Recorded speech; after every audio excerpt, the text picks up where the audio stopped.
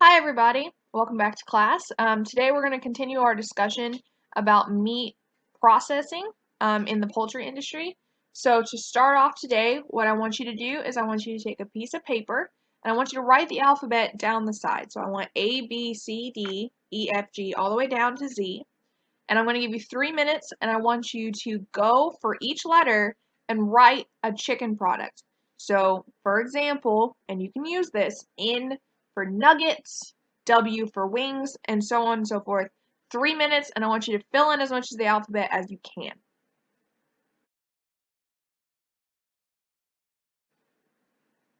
Alright, so 3 minutes is up.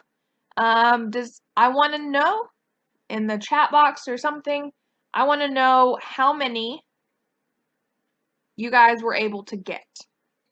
Okay, so a lot of you had things like nuggets or chicken tenders or wings. So I want to have a little bit of a discussion as to why most of you had that. Is it because those are things that we commonly see? Is it something most restaurants or grocery stores have in their frozen section? Is it something you guys eat often?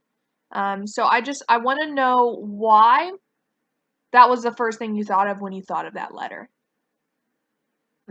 I want to also talk about some things that some of you might not have had on your list. So, for example, G for gizzard or C for comb. You remember the comb, the little fleshy thing that sits on top of the rooster's head?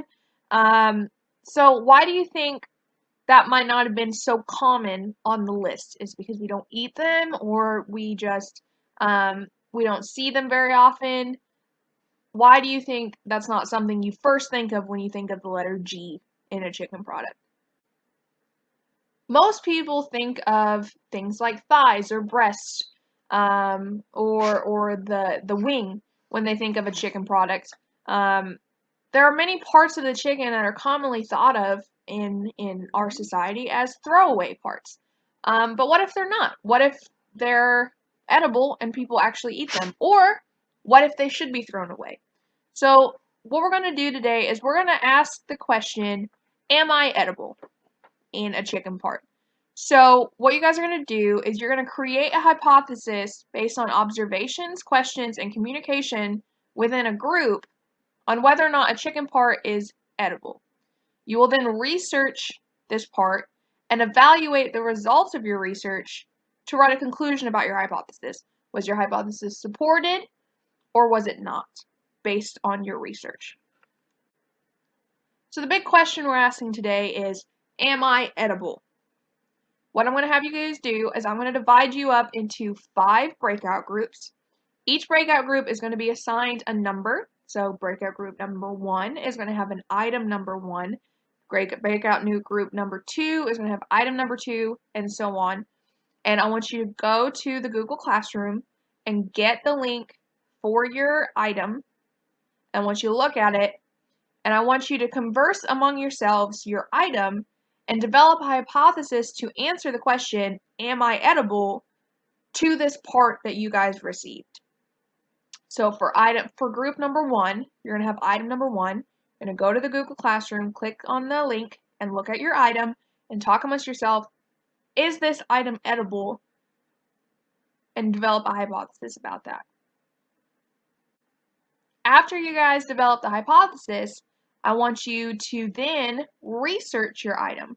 I want you to look for things like recipes or articles about restaurants that serve this, or even if you think it's not edible, articles about why you shouldn't eat this. Is it bad for you? Is it toxic? So I want you to do research about this item, and I want you to come up with evidence to either support or not support your hypothesis. You're going to have 15 minutes to complete your research. Okay, so you guys have had 15 minutes to do your research on your hypothesis. Now I want you to take your research and I want you to write a conclusion about your hypothesis. Was your hypothesis supported by the evidence you found, or was it not? I don't want you guys change your hypothesis. I just want you to write a conclusion about whether or not your hypothesis was supported.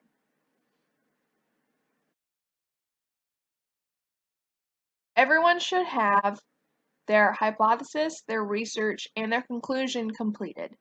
What I want to do is I'm going to come back together as a group, and each group is going to present to the class their hypothesis, what they found, and their conclusion. So I want to know what you thought, what you found, and whether or not what you found supports what you thought.